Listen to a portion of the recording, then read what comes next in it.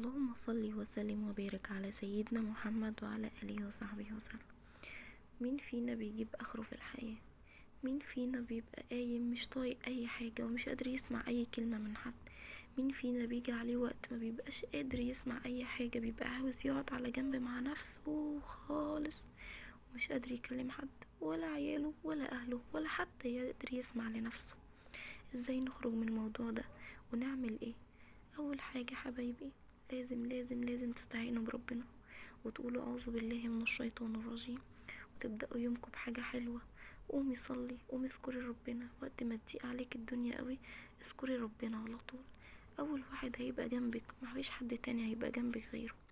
لازم تستمدي طاقتك من نفسك، تشوفي ايه اللي تعبك، تشوفي انت تعبانة من ايه. عيشي حياتك كأنك مش هتعيشي غيرها، عيشي يومك كأن ده اليوم الأخير، وعيشي حياتك على هدف. ما تبقيش صاحية تاكلي وتشربي وتنامي وتروقي للعيال وتغسلي وتعملي، انت كده بتخلصي طاقتك على الفاضي.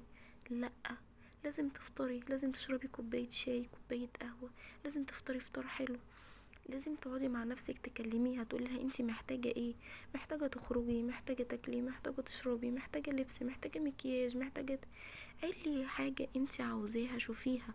ارضي نفسك لو بأقل الاشياء، طبطبي على قلبك، استمدي طاقتك من نفسك. عيشي حياتك ليكي انتي علشان تعرفي تدي الحب والحياة للي حواليكي، تعرفي تدي طاقتك وحبك لأولادك، لجوزك، لأهلك، تعرفي تدي طاقتك للناس اللي بيحبوك. طول ما انتي مش عارفة تستمدي طاقتك من نفسك، محدش هيديهالك، صدقيني.